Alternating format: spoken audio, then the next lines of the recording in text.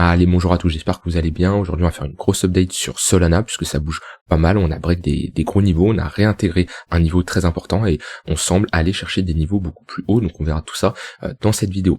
Je tiens à vous rappeler que mois de novembre, vous avez moins 50% sur mes deux programmes, un programme très complet pour maîtriser l'analyse technique, développer une stratégie de trading rentable. Voilà, plus de 20 heures de vidéos très complètes qui vont vous apprendre à bien trader, développer votre propre setup. Voilà, c'est vraiment un programme très complet. Et un autre programme côté investissement en crypto, choisir les meilleurs projets, maîtriser l'analyse fondamentale, l'analyse technique, avoir le bon mindset, comprendre la tokenomics, avoir un portefeuille sur mesure. Pareil, on part sur 18 heures de vidéos et c'est deux programmes qui sont très complets, qui vous permettront de tout simplement réussir lors du prochain cycle. Parce que oui, attention, là ça monte, c'est bien, et quand ça monte, tout le monde fait de l'argent. Alors il y a ceux qui sont pas dans le train, qui n'ont pas pu tout simplement se positionner et qui les regrettent maintenant et qui vont FOMO quand ça sera trop tard, mais il y a ceux aussi qui sont rentrés, mais c'est pas parce que vous êtes en plus-value latente, d'accord, votre plus-value n'est pas clôturée, que votre trade est bien et qui va se clôturer dans le positif, parce que le nombre de personnes qui sont rentrées ici, qui n'ont pas pris profit ici et qui ont vendu ici, eh ben il y en a pas mal. Et ça, si vous formez pas, si vous développez pas un plan, une stratégie qui est propre à vous, et ben tout simplement vous ferez toujours les mêmes erreurs tant que vous ne vous remettrez pas en question, vous développerez pas les bonnes compétences qu'il faut pour tout simplement bien gérer ses positions, être rentable d'un point de vue investissement et trading. Donc voilà, quand tout pomme c'est bien, mais attention, hein, je vous rappelle que quand un élastique est très tendu, il peut se détendre de l'autre sens. Après, c'est vrai que l'élastique il était plutôt tendu ici, donc c'est pour ça qu'on a plus de probabilité d'avoir un retracement selon moi. Alors, on avait eu notre clôture monthly, c'est le genre de pattern, voilà. Il y a pas mieux comme bougie, clairement. C'est parmi toutes les bougies qu'on peut voir, ça c'est le genre de bougie préférée. Tout simplement parce que on a un contrôle total du mois par les acheteurs. On n'a pas de mèche, ou très peu, mais voilà. Faut vraiment zoomer pour aller chercher les petites mèches. Donc ça, c'est tout simplement une bougie haussière où les acheteurs ont le contrôle de A à Z. C'est pas comme ce genre de bougie où on a une indécision, c'est pas comme ce genre de bougie où on se fait rejeter par les vendeurs. Là, on a une vraie cassure avec un contrôle total des acheteurs, une réintégration d'un pivot important qui est ce niveau-là. Voilà, on voit c'était un niveau de support qu'on a cassé, qui a refait office de résistance et on est repassé au-dessus, d'accord. Donc on a réintégré ce gros niveau, on a eu cette clôture monthly, donc pour moi ici on a une structure de bottom, on a ici une phase d'accumulation et ça c'est un bottom définitif. Pour moi Solana n'ira plus jamais en dessous de ces creux. Maintenant, tout pullback au niveau des 31 $, c'est une bonne opportunité. Est-ce qu'on va y aller? J'en ai aucune idée. Ça ferait quand même une baisse de moins 40%. Donc faudrait le marché connaisse quand même une sacrée baisse. Maintenant, rappelez-vous, la volatilité est plus élevée. Ça va comme ça d'un sens comme dans un autre, d'accord? Donc ça c'est quelque chose à prendre en compte. Mais pendant une tendance haussière, là vous voyez tout se passe bien. On est dans un bull market et les bougies weekly sont haussières, mais on connaît quand même des baisses. C'est-à-dire que là, voilà, on voit que sur cette amplitude, si je prends le haut jusqu'au plus bas, on a quand même un moins 50%, d'accord? Si je prends cette mèche-là, vous voyez, hop, on a un moins 25%. Donc certes, la volatilité est plus élevée, les pumps sont plus violents, mais attention, si on a des retracements, on peut se taper des moins 15, moins 20, moins 25% également. Maintenant sur Solana, le momentum est très haussier. Là-dessus, ne me shortez pas ça, s'il vous plaît. Je sais que c'est très tentant de shorter comme ça en se disant je vais choper le top, ça y est, on est sur résistance, je vais choper le top, je short ici. Vous allez juste vous faire défoncer, d'accord? Jouez dans le sens de la tendance, le flux est haussier, le momentum est haussier, les acheteurs sont présents. Pourquoi on chercherait à lutter contre cette tendance? Vaut mieux l'accompagner, d'accord? Vous avez plus de probabilité de faire des gains en étant dans le sens de la tendance que en luttant contre. Donc ne me cherchez pas à shorter ça déjà. Voilà. Si des gens m'écoutent, j'en sauve déjà plus d'un rien qu'en disant ça, parce que c'est dans ce genre de période qu'on a un funding qui est négatif. Je sais pas comment il est le funding sur Solana, je vais aller check ça. PERP. L'USDT. Pourquoi il veut pas me le trouver? On a PERP bien, c'est comme ça. Alors. On se met en 4 heures. Ouais. Bon, là on a un funding vraiment négatif, c'est là où on a posé un bottom. Là on commence à trouver un funding positif, mais on voit que globalement on n'a pas spécialement de FOMO, on a un CVD qui baisse. Donc on va dire que il est énormément shorté par des vendeurs agressifs, mais tous ces vendeurs agressifs se font absorber par des acheteurs limités. Bref, dans tous les cas, moi ce que je veux faire comprendre, ce qui est le plus important pour moi, c'est ne cherchez pas à lutter contre ce genre de mouvement qui est haussier. Accompagnez-le. Les pullbacks, c'est des opportunités, donc que ce soit sur du 4 heures, 1 heure. Maintenant, au vu de la charte en weekly, pour moi la prochaine zone de résistance, elle est ici. On peut rapidement aller chercher, aller s'affranchir des $78. Là, on a refranchi également un niveau assez important. Donc tant que globalement on réintègre pas les 45, 47 $, d'accord, ce niveau-là, c'était une zone de résistance qu'on a flip tout simplement en support, on a la possibilité d'aller chercher clairement les 78-80 $. C'est la prochaine zone de résistance. On a ici une zone d'imbalance monthly à venir combler. Donc ça m'étonnerait pas d'aller chercher ce niveau-là. C'est un niveau très important. Je pense que si je mets un Fibo, on doit être sur les 0,382. Non, même pas. Allez, ces 0,382, ils sont vraiment plus hauts. C'est qu'on a quand même bien chuté sur Solana. Mais on a ici une bonne confluence qui nous dit que c'est une zone de prise de profit. C'est-à-dire pareil, ça dépend toujours de votre horizon de temps. La personne qui investit sur du très très long terme peut garder son Solana et viser des targets beaucoup plus élevés. Ça dépend toujours de ses convictions sur le projet. Maintenant, la personne qui est rentrée là, d'un point de vue spéculatif, ici on a une très très bonne zone de prise de profit, d'accord, où on peut s'attendre à un marché qui a du mal à passer cette zone. Pourquoi pas avoir une correction, hein. Rien n'empêche de se faire rejeter ici, pas spécialement faire un nouveau creux, mais voilà, revenir chercher un pullback, ce niveau-là, la zone qu'on a identifiée des 47 $, et avoir une continuation à la hausse, d'accord. Donc ça, c'est une résistance majeure. Si on franchit cette résistance, on peut rapidement aller chercher une autre zone de rechargement. Ça nous fera un Solana au niveau des 0,118, qui est une target tout à fait réalisable. On a une bonne confluence ici, ce qui nous donnerait un Solana aux alentours des 165 $, où là oui, il y a une prise de profit, même pour des bagues long terme, pour moi c'est clairement un bon niveau. Voilà pour Solana sur du long terme. On va surtout check le court terme parce que j'ai déjà fait une analyse long terme il y a pas longtemps. Les moyennes mobiles sont toujours orientées à la hausse, et vous voyez, ça c'est le genre de setup parfait pour faire de la continuation de tendance. Ok, je me mets en 1 heure, on le verra encore mieux.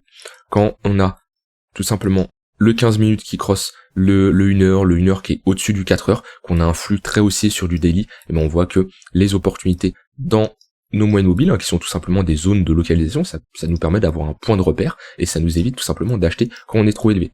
Quand on est ici, on se dit, ok, le momentum est fort, la tendance est haussière, les creux et les sommets sont de plus en plus hauts, j'attends un pullback. Et ces pullbacks au niveau de nos moyennes mobiles sont de très bonnes zones. Moi, j'aime bien avoir des confluences point pivot daily. Voilà, ici, on a une très bonne confluence. Ici, on a une bonne confluence également. Quand on n'a pas trop de confluence, c'est plus compliqué de rentrer selon moi. Après, ça dépend toujours de votre stratégie, mais moi, j'aime bien avoir cette double raison de localisation. Donc voilà, ici c'est de très bonnes zones pour chercher à accompagner cette tendance. Quand le tunnel 15 minutes cède, on a de grandes chances de revenir chercher le tunnel 1 heure. Vous voyez là, on est rentré globalement dans un range, le 15 minutes a cédé, on est venu poser un bottom, tunnel 1 heure, point pivot weekly, point pivot daily. Là pareil, on avait une bonne confluence avec ici une divergence haussière, on a eu un pullback sur notre ligne de coup ici, et là c'était une très bonne opportunité de chercher des longues. Maintenant, ici, personnellement j'attendais un retracement, on est trop élevé, donc les gens qui font du scalping, voilà, là-dessus il n'y a pas de souci, ils peuvent trouver des opportunités. Maintenant, j'attendrai une correction. Alors, les zones visiblement qui m'intéresseraient si j'ai une correction, on a cette zone-là, la zone des 48 $, chiffre rond psychologique, point pivot weekly, on a ici nos précédents sommets qui peuvent faire office de support, et si on a le tunnel 15 minutes qui vient s'aligner avec cette zone, c'est une très bonne zone pour jouer une continuation de tendance. Si on a un retracement beaucoup plus profond, on a ici également une bonne zone de localisation. Pourquoi? On a notre point pivot monthly qui faisait office de résistance, ok, on a installé un range entre ce point pivot monthly et les 38 $. On l'a cassé à la hausse, on a fait un pullback, donc si on revient également chercher cette zone, en plus on aura une confluence avec notre tunnel 1 heure, ça serait une très bonne zone de localisation. Donc pour le moment, tant que la tendance est haussière, il vaut mieux chercher à longue le marché. Maintenant, attention tout de même, si en daily, on commence à rentrer dans une phase où on ne fait pas spécialement de sommet plus haut. Alors, pour le moment, c'est pas le cas, d'accord. Ici, on break, d'accord. La clôture daily est très encourageante et ça nous indique comme quoi on a des chances d'avoir un prolongement et une continuation haussière. Maintenant, attention, c'est pas parce que on a des probas d'avoir un prolongement de notre tendance. C'est-à-dire, moi là, je vois pas de signe de retournement. On n'a pas spécialement une divergence baissière.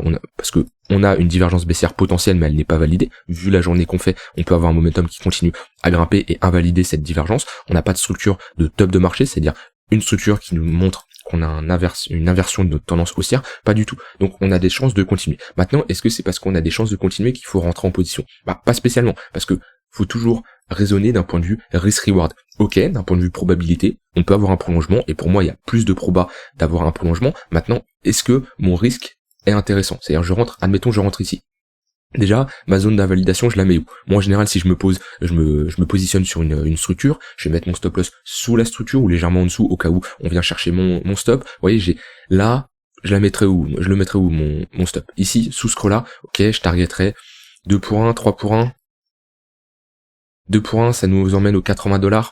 Est-ce que, honnêtement, au vu de la volatilité qu'on peut se taper, est-ce que c'est un trade intéressant? Moi, j'aime pas me positionner comme ça sur des charts qui sont autant verticales. Je préfère attendre un pullback et avoir un stop loss un peu plus serré, mais au moins avoir un TP ce TP est réaliste dans le sens où c'est notre zone qu'on a déterminée. Maintenant, moi, ça m'intéresse pas de prendre autant de risques pour un risk reward de 2 pour 1, d'accord? Si on a un pullback, on revient, pourquoi pas chercher notre zone qu'on a identifiée? Voilà, là déjà on a un risk reward de 5 pour 1, la zone d'invalidation ne change pas, mais déjà on a une entrée beaucoup plus professionnelle, d'accord? Moi je préfère raisonner de cette manière. Pareil, hein, c'est comme quand ici on a une charte qui est autant verticale, et ben on se positionne pas tout en haut, on attend un retracement, revenir chercher des zones qui nous intéressent, et là déjà on a une entrée beaucoup plus professionnelle.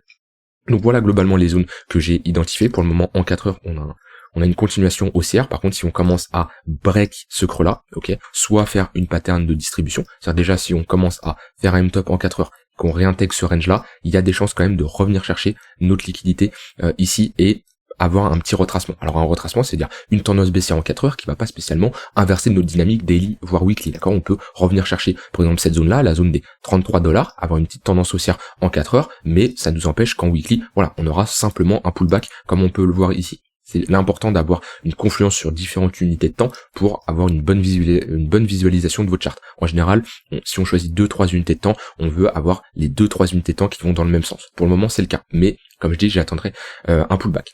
Maintenant, si on break ce creux-là, on passera dans une dynamique baissière en 4 heures et on pourrait, comme j'ai dit, avoir un retracement. Voilà pour Solana sur du court moyen terme, même long terme. On va regarder juste la charte Solana BTC, parce qu'actuellement Solana performe le BTC. On a structuré ici une pattern de retournement, ok, W weekly, et là la charte, quand je regarde comme ça, m'indique comme quoi Solana est prêt à surperformer le BTC. Et ça, je le rappellerai, et je le rappellerai tout le temps parce que c'est un point important.